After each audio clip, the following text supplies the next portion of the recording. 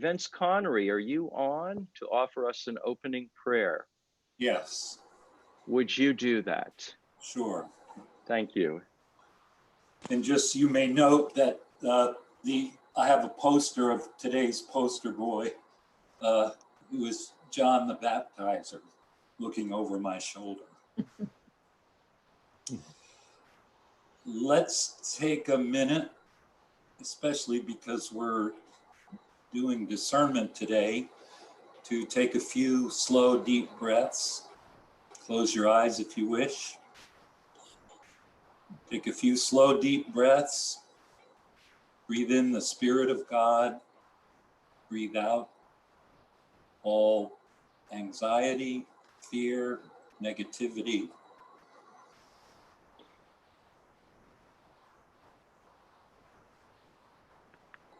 Begin today with the antiphon for Gaudete Sunday. Rejoice in the Lord always. Again I say, rejoice. Let your forbearance be known to all, for the Lord is near at hand. Have no anxiety about anything, but in all things, by prayer and supplication, with thanksgiving, let your requests be known to God. Lord, you have blessed your land. You have turned away the captivity of Jacob. O Lord, open our lips, and our mouths shall proclaim your praise. Reveal among us the light of your presence, that we may behold your power and glory. Blessed are you, sovereign God of all. To you be praise and glory forever. In your tender compassion, the dawn from on high is breaking upon us to dispel the lingering shadows of night. As we look for your coming among us this day, open our eyes to behold your presence and strengthen our hands to do your will, that the world may rejoice and give you praise. Blessed be God, Father, Son, and Holy Spirit. Blessed be God forever. Amen. Amen. Thank you so much, Vince. I appreciate that. And again, I'm just going to ask folks to mute, and then we will go on with our meeting. And we're going to start with the presentation and affirmation of our new vestry. And I'm going to ask Jim Dilley, our senior warden and chair of the nominating committee, to present the names. Jim, are you on? I don't think Jim is on, so I will present the new names. He's on, but he's not, but he's muted. Okay, Jim, would you unmute? Now I'm ready. Can you hear me now? All right. I hear you loud and clear. Thank you. Our senior warden, Jim Dilley.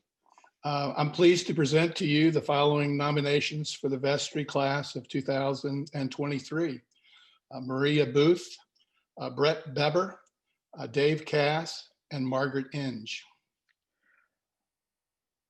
And is there a second?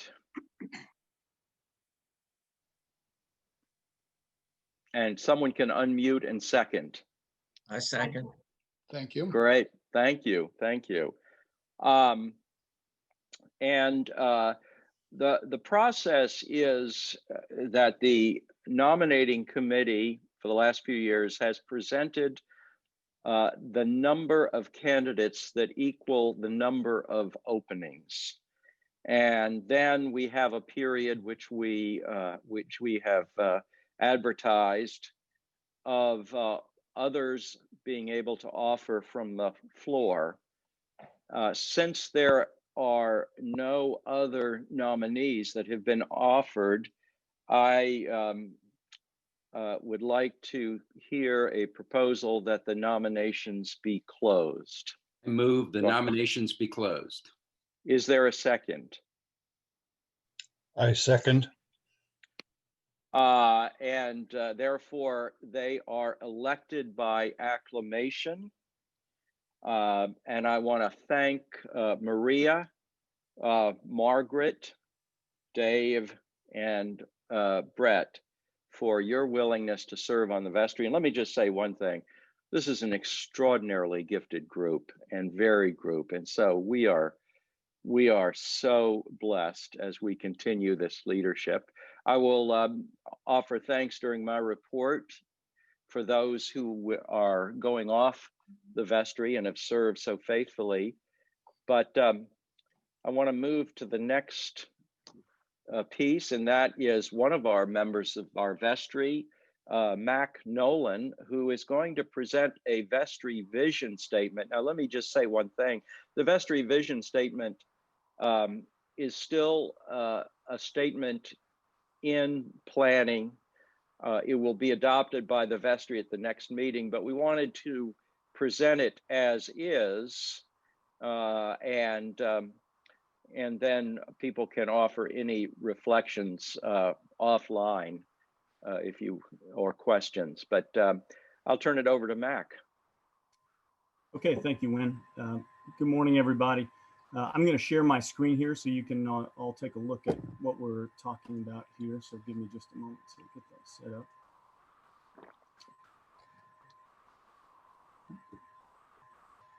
Okay, so I think everybody can probably see this. So this is our vestry vision statement. And as Wynn said, essentially this is our attempt to, we the vestry, our attempt to capture some of the major objectives, focus areas, and sort of priorities for the vestry for the coming, year or years, really. Also, this is a kind of a living document, so you will see this posted and probably hung at the church somewhere, but you'll also then see it change periodically as our focus areas change and as our major programmatic objectives change as well, right? So I'm not going to go through every bullet point on here, but I will just kind of give you a general look at how it's arranged, and then as you see it, you'll be able to kind of understand what this is and what your vestry is working on. So initially, we thought, yes. Matt, we're getting a little bit of feedback. Maybe it's your volume on your side. Okay. I don't know. No, thank you. No? Okay.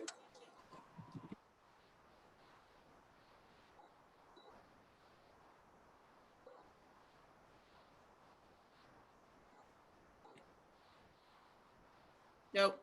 Mac, we can no longer hear you. Yeah, that's Anybody else getting feedback? I wasn't getting feedback, but maybe. No, I'm not getting any feedback either. So No, I wasn't. yeah, Mac, go ahead. I think you need to turn your microphone back up because Yeah. we can't hear you anymore. He's muted. Okay. Any better now? Okay. Perfect. Sounds Yeah, good. you sound great. Sorry for that interruption. So initially, of course, this kind of new reality that we're operating under is this pandemic. So that has been a focus of effort for the vestry, and of course, all the staff of the church as well is adapting and responding to that.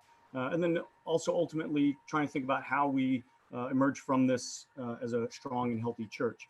Moving down from that is sort of the you belong, the ethos of the church, and sort of mentally stating there, how we incorporate that into our into the dealings of the church and our dealings as a vestry. Moving down, sort of objectives, as I said, sort of larger things. You'll see, for instance, staffing, talk of staffing in here throughout this entire document. You'll see a little bit about funding, of course, facilities, construction and things like that has also been an important part of this. So that's obviously incorporated into the objectives as well.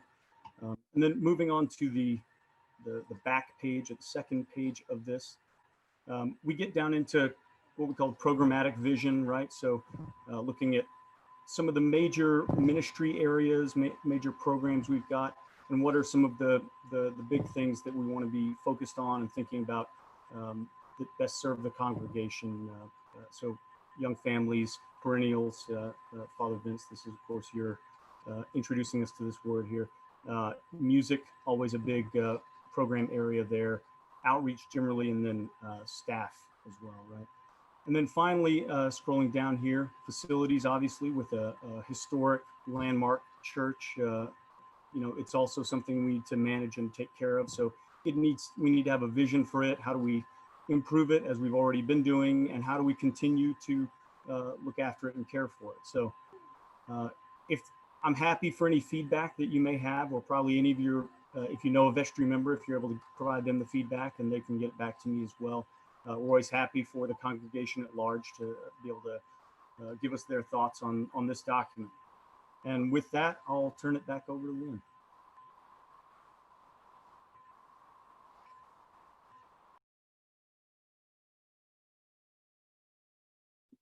Wayne, you're going to have to unmute yourself.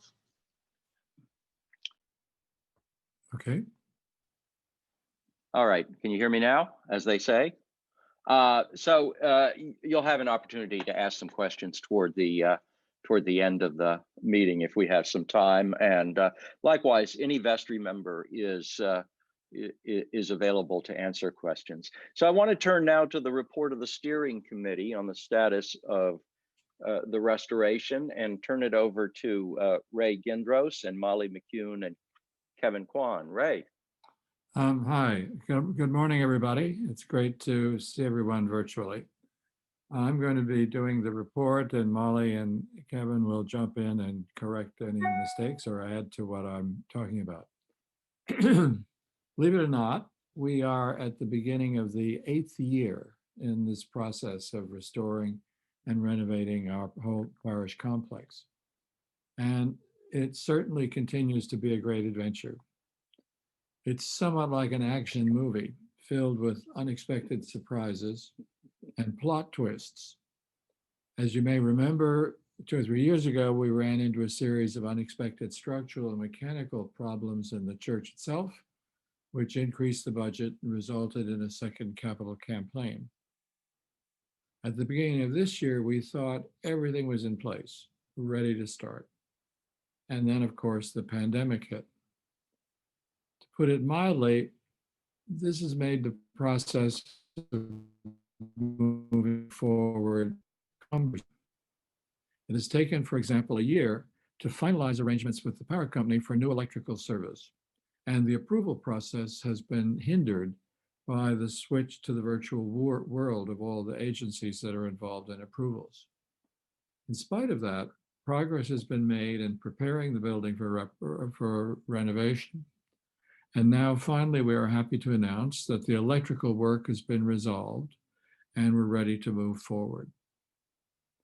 Already, interior partitions and ceilings in the parish house are being removed in order to create a more flexible and usable series of spaces.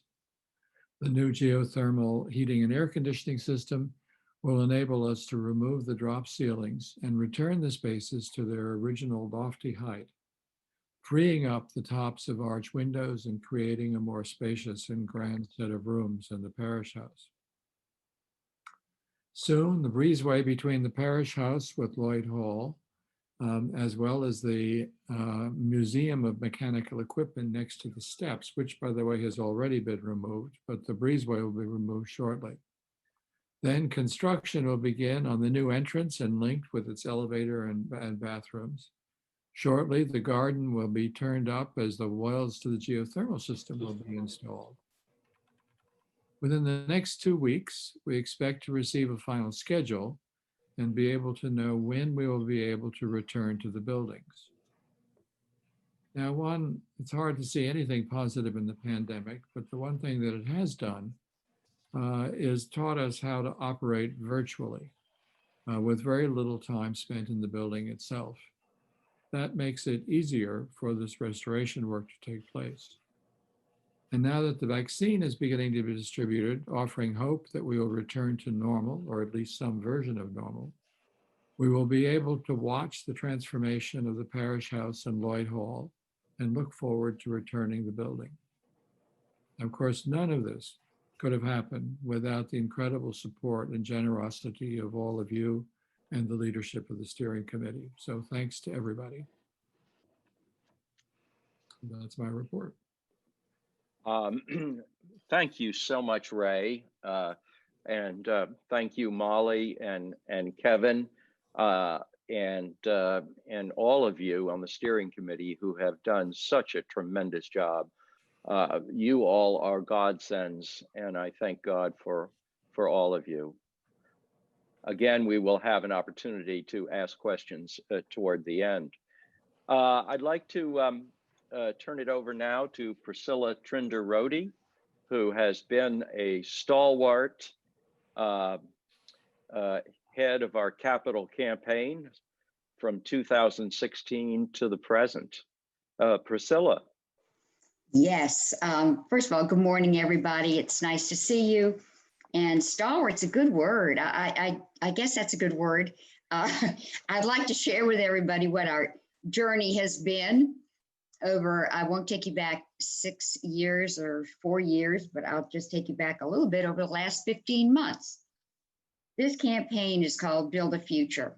It started in August of 2019, not long after completion of the first campaign to fund phases 1 through 3 of our master plan. And as you may recall, that was to renovate the interior and exterior of Christ and St. Luke's Sanctuary and of the organ. The Build a Future capital campaign will fund phases 4 and 5 of our master plan, which Ray just went over, all the upgrades to the interior and exterior of Lloyd Hall and the Parish House. Between August 19 and early November 19, you contributed over $400,000 in the initial efforts to get our campaign going. By mid-November, November 19 to be exact, there are 2 significant developments which influenced the campaign. Christ and St. Luke's partnered with the Williams School to open an art and music focused preschool, and we received an incredibly generous $3 million gift. $2 million was available within months, and the balance is here as a challenge matching gift, matching every new gift raised as of November 19, dollar for dollar, up to $1 million. And I'd like to, but in case I left it out, that's November 19, 2019. By fulfilling this challenge match, an additional $1 million will meet our funding goals for phases 4 and 5. Thus far, the total raised between November 19, 2019 and today is $876,153 in both verbal and documented gifts.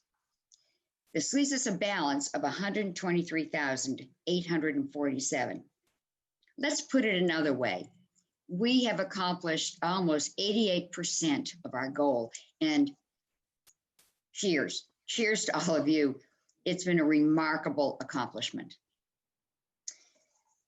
This has truly been a team effort with your vestry, your clergy, staff, you the parishioners, and continued volunteers who have worked for the past 15 months through pandemic and recession. So where do we go from here? How do we close this gap? We'd like to do it, first of all, by December 31st, and we will reach out using social media, frequent updates, email to get the word out. In addition, we will continue reaching out to prospects, identify opportunities in our community, and pursue grants from foundations. Also, folks, you can help. If you have not already given, please prayerfully consider doing so. If it's better for you, a gift can be split between 2 years, 21 and 22.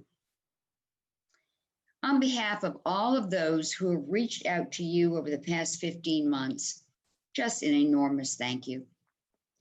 Together, we will make this a reality as we build a future for coming generations. And folks, we're just about there. So let's get us over the mark, please. Thank you both all for listening. I appreciate it. Thank you so much, Priscilla. We could not do this without Priscilla Trinder Rhodey, and what a gift you've been, and Ray as overseeing steering, Sigur Whitaker as the person who has helped keep our cash flow going, and of course Molly McCune as our project manager. So you all together have been amazing. Just to mention a few, but thank you, Priscilla. You're more than welcome. The next report is from our senior warden and departing Vestry member, Jim Dilley. Thanks. It's been my honor to serve on the vestry for these past 3 years. Please know that you've got a very strong returning group of vestry members, as well as an excellent group of new members that will be joining in January. Our stewardship campaign continues to go well. We are much further along today than at this point this year than we were last year. We had a slight glitch in our mailing, and we had a number of our pledge cards were returned to the church. We have sent out a new letter and new pledge cards for any of you that had your cards returned. They went out this past week, so you should be getting it in the next couple of days. Just a special thanks to Wynn and the entire staff for all of their work that they've done during this crazy COVID 2020 year. You guys have just done extraordinary work, so I just give you great thanks for all that you've done. Thanks. That concludes my report. Thank you, Jim. And I particularly wanted to thank you and also your predecessor, Jeff Tanner, who's also going off the vestry, two outstanding senior wardens.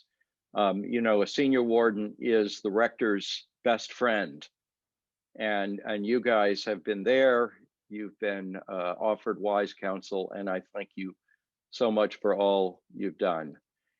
Frequently, I'll call or text Dilly and say, "Hey, let's have a glass of wine," and we've gotten a lot done over that one glass of wine. Thank you. I'm going to now turn to our treasurer, Melissa Thrasher West, to give a brief financial report on where we are. Thank you, Wynn. And hello, everybody. Good to see everyone. I'll try to be brief. Despite the pandemic, we anticipate that our pledge income will be close to on budget this year. We're very blessed to have such a generous and committed parishioner. So I thank all of you who have been faithfully making your pledges. And if you have not finished your 2020 pledge, you will be getting a statement. I believe Jim referred to that.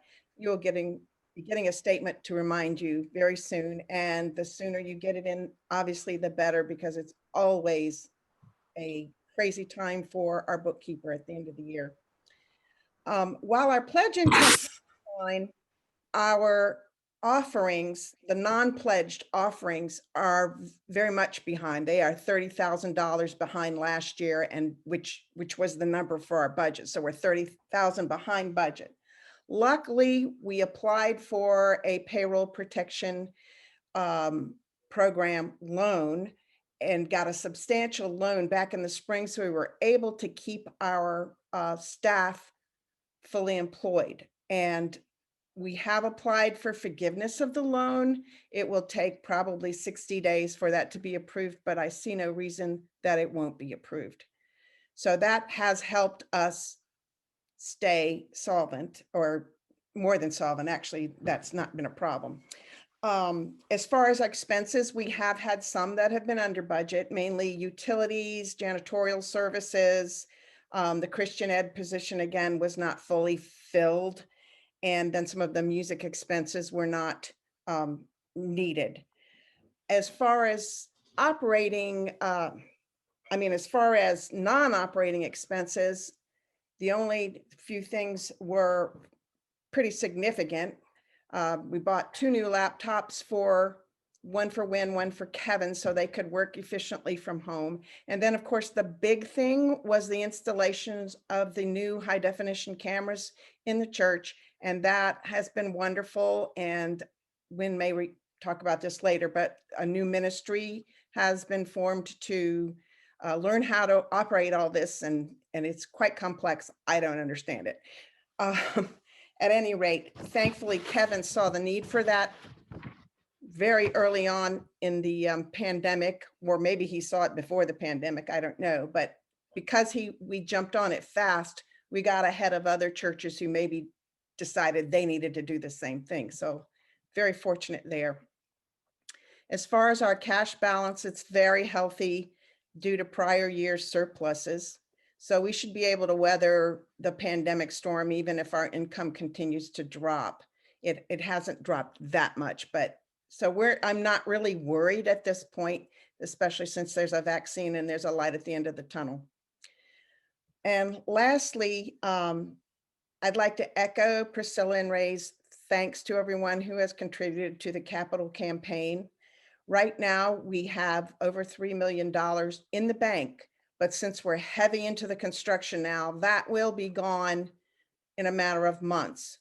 I want to assure you all that the Vestry and the steering committee are doing all we can to minimize any borrowing, but we do have a line of credit in place. So when it's needed, we're ready to go with that. And the interest expense is included in our budget for phases 4 and 5.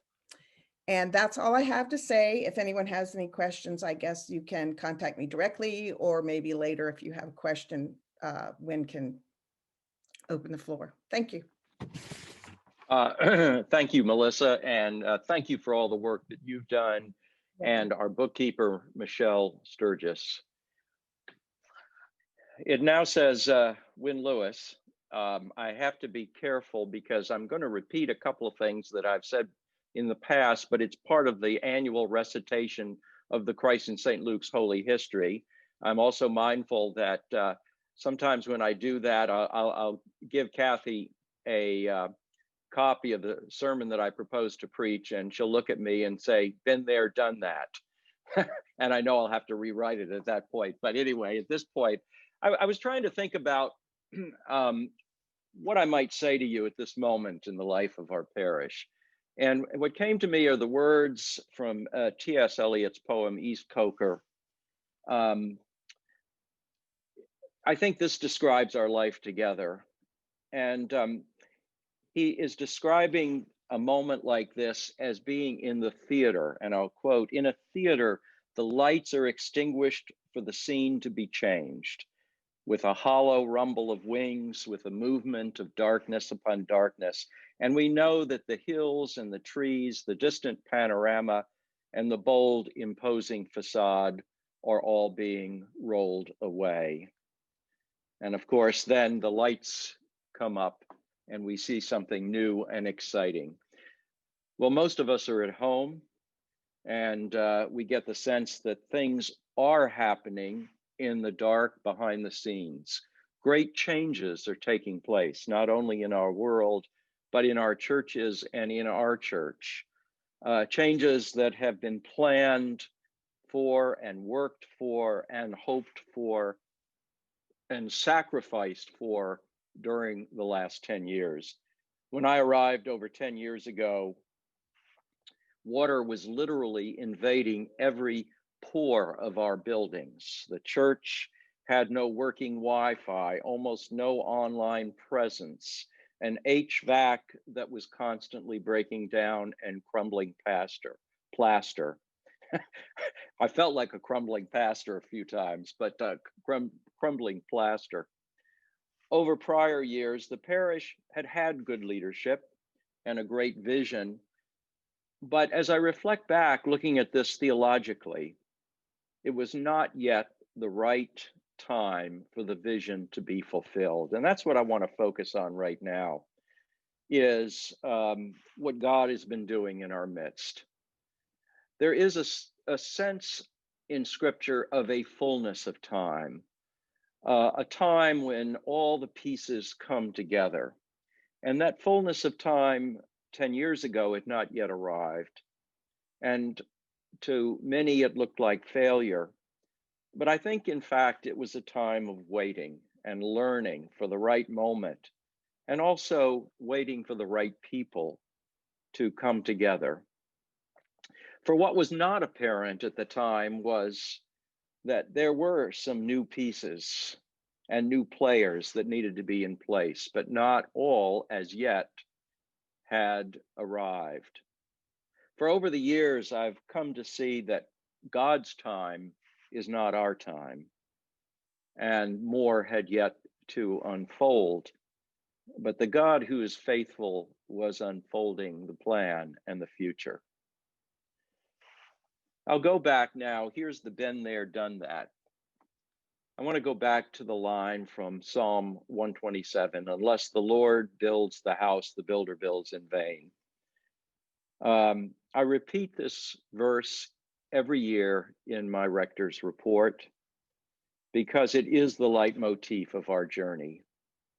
Nisi Dominus is the Latin word. And interestingly enough, it's on the shield of the Diocese of Southern Virginia, which is over the bishop's chair in the sanctuary of the church, right to the left of the altar.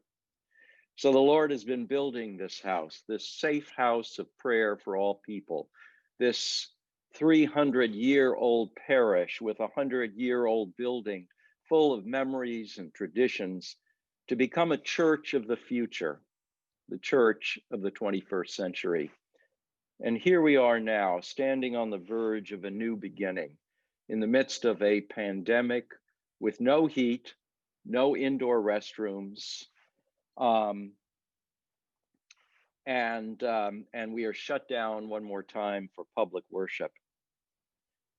But these are things that do not shut down the work of our faith and our faithful God, who has been building this house of the future in the face of it all.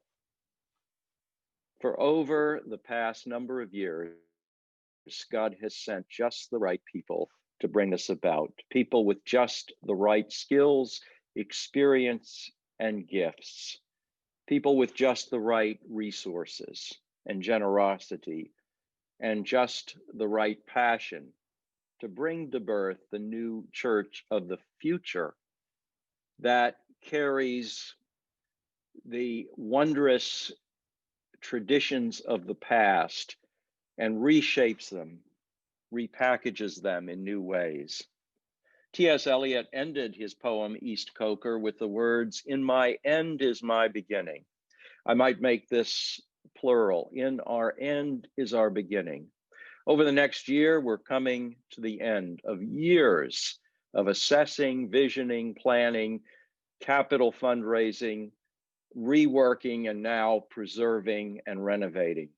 And remember that to renovate is to make new again. Behold, I make all things new. So while our organ and our buildings are being made new again, we are being made new as a community, as new mission opportunities arise. We found a new mission to provide a safe harbor for people of faith who are seeking to grow personally and spiritually in a community that welcomes each person as a beloved child of God. Many who arrive have found that their former faith communities are too confining. They no longer fit for the kinds of renovation God is working in their lives. We found a new mission in being both a gathered church and a virtual church, as been said several times today.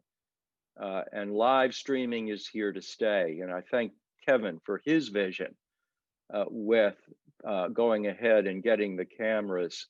And I want to thank the volunteers, people like Dave Cass and Will Lee and Vince Connery and others who are jumping in to run our sound and camera board each week. And they do it. They all look like they're having a great time. We found a new mission. that is the renovation of the old, namely in the power of our music and its outreach to the larger community and to children. We've been giving out of work talented musicians the opportunity to play and sing in this beautiful space during this pandemic. And we found a new mission thanks to Father Vince Connery, who has joined our staff in the middle of this pandemic in our care for perennials.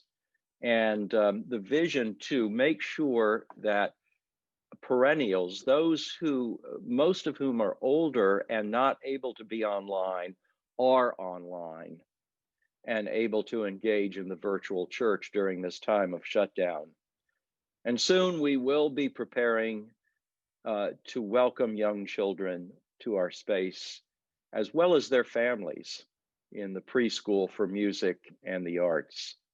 And as part of the preparation for that, we're looking to hire a youth minister. And I might just say that I think youth and children and family minister, this is incredibly important to us right now and to them, because as you know, this is a traumatic period for children and families. And we need to come out of this pandemic ready to reach out to them, reach out to our young children and our youth and our families to offer them love and support. We are about equipping the saints with a spirituality that creates the pathway for coming out of trauma and making trauma and struggle the pathway to new life and new opportunity. We need to be here for them. And that's what we're focusing on right now, while neglecting no one else. There's so many other things I could say: outreach to our homeless, our community garden, so many other things, our overseas outreach. But I want to close by simply saying that over these last 11 years, it has been such a privilege to serve as your rector. It takes a village, it takes a community, and we are a community like no other I've ever seen. And I'm grateful to the endless list of you who have been a part of this. Finally, I want to thank our outgoing vestry members, Carl Genslin, Lauren Henry, Jeff Tanner, and Jim Dilley, who have been incredibly supportive and hardworking. I particularly want to thank Jeff Tanner and Jim Dilley, who have served as senior wardens. As I said, they have been guides for me. I've grown and learned more about life and ministry and the church thanks to Jeff and Jim. And they will always be dear and important friends in my life. So that concludes my report. And I want to open the floor now for any questions anyone might have. And so I'm going to ask you to unmute if you have a question or a comment that you would like to share at this time. I just feel a lot of restrained applause, because I feel like people want to really applaud our outgoing vestry members and our incoming vestry members. So I don't know how anybody else feels, but we can unmute ourselves and applaud. There we go. Yay! Cheers. Thank you, Kathy. Melissa, the check is in the mail. Oh my gosh.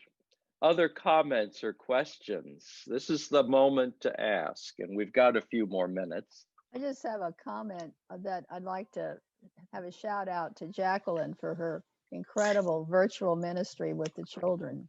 That's incredible. Yeah. Very good. Yes. Yes. More applause. Yes. I have a question that just popped into my head as we were discussing the renovations. And now that there is no electricity in the church, how does that affect our organ? I'll let Kevin answer that. Well, there is electricity, there's just no heat. And so the organ will respond just as the temperature slowly goes down and goes up. That we still have fans in the organ that circulate the air. So it's going to be kind of like Europe in some of those churches in Europe that don't have any heat for a while. And, hopefully it will kind of sync with the outside temperature and then kind of rise as the temperature goes back up. But we have decided to move the piano out of there and put it into offsite climate controlled storage for a while until it's back online. But the organ we can't do much about, but the fans will still be running to kind of create some sort of airflow. Kevin, congratulations on the sacred music in a sacred space. It's been wonderful. Been fabulous. Excellent. And Kevin, please pass on our thanks to the singers who have been so extraordinary through this time, both those pre-recorded and those who are live streaming as today. And thank you for being such an anchor in our lives during this pandemic. Other questions or comments at this point?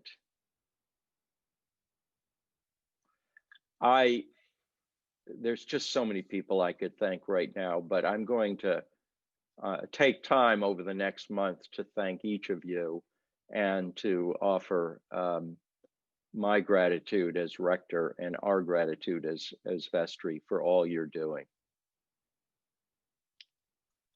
Other comments or questions?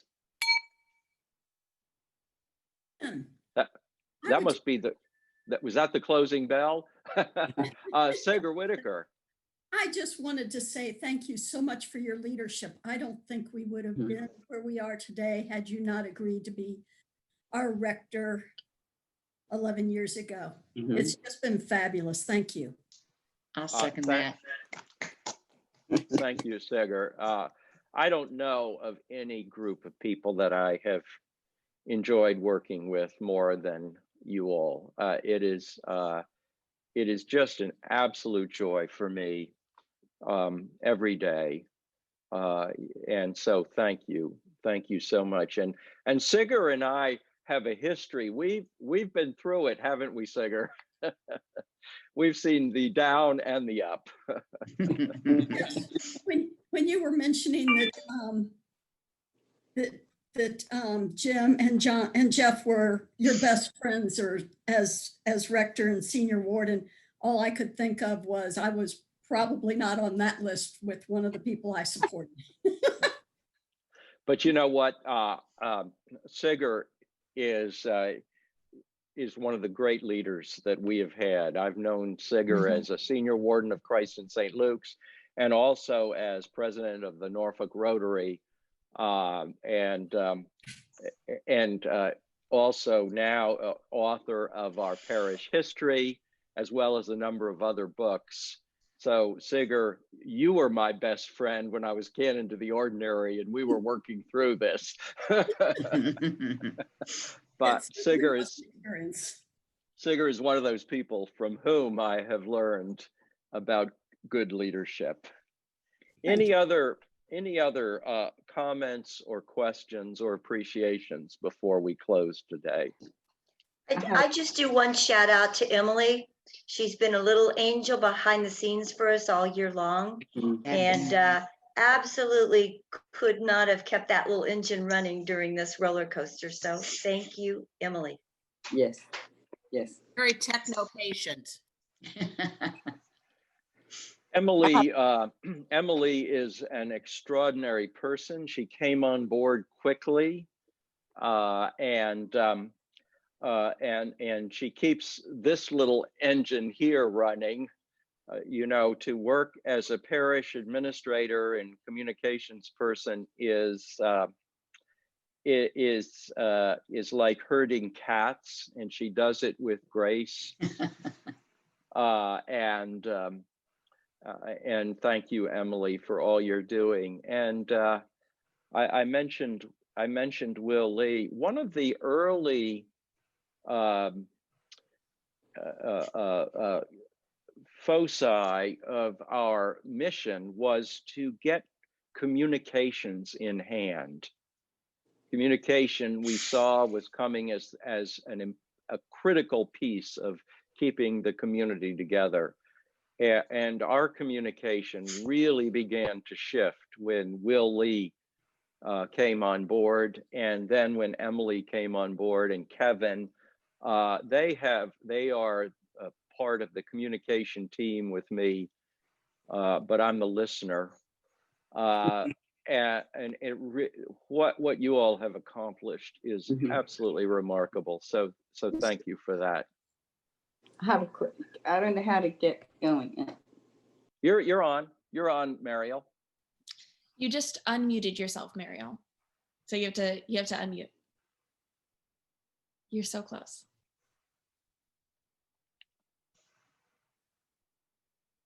It's embarrassing. There you go. You got it. I came in late. I didn't hear it. I know I see little Molly McCune, the teeniest, weeniest little girl, but with the mightiest voice. Unbelievable. Those men just cower. They just gather around and listen and take the orders. Thank you, Molly. The other person, a little comment one day about keeping the place clean. I want to tell you, I have seen Bob Renault, our assistant sexton, the mightiest, most wonderful horticulturist in the garden, and on his hands and knees cleaning the pews with, it's unbelievable. He cleans the floor, he cleans everything, vinegar and water, everything is safe. He's just wonderful. And I do want to thank him. And Emily, I tell you what, I do hope you get to see a church service. I mean, not Emily, Jacqueline, I just want you to see one service at Christ in St. Luke's, because you've missed every one of them other than going to 8 o'clock service. So I look forward to seeing your Christmas pageant and everything else on Christmas Day. Thank you, Kevin, also. Thank you. Folks, what a team we have. What a team. And Jacqueline and Father Nigel have jumped in with both feet. They will be departing at the end of the summer to go back to the Holy Land, but of UK, Somerset, where East Coker is. But we certainly love you both, and you have and continue to make a huge impact in our lives. Jacqueline, by the way, is not only doing so much of this wonderful ministry to children and their families online and putting together care packages, but also she is our Safe Church officer, making sure that everything we do is in compliance with the diocesan and national church regulations to keep our children and vulnerable adults safe. So Jacqueline, thank you so much for that. Any other appreciations or questions or thanksgivings? Well, it is a pleasure to see all of you. God bless you. Thank you. Thank you for the joy that you bring to all of us every day. Mariel, the best flower deliverer on the planet. I want to close with a prayer that I've used a couple of times, but it is particularly appropriate, I think, for this moment. And it's maybe more a charge than a prayer by Teilhard de Chardin, the great theologian. And so let's take a moment of prayer. Above all, trust in the slow work of God. We are quite naturally impatient in everything to reach the end without delay. We should like to skip the intermediate stages. We are impatient of being on the way to something unknown, something new. And yet it is the law of all progress that it is made by passing through some stages of instability, and that it may take a very long time. And so I think it is with you. Your ideas mature gradually. Let them grow. Let them shape themselves without undue haste. Don't try to force them on as though you could be today what time, that is to say, grace and circumstances acting on your own goodwill, will make of you tomorrow. Only God could say what this new spirit gradually forming within you will be. Give our Lord the benefit of believing that his hand is leading you, and accept the anxiety of feeling yourself on a journey, but a journey in the hands of a loving Father. Amen. God bless you all. Be at peace. Many thanks to you. Go in peace to love and serve the Lord. Thanks Thanks be to God.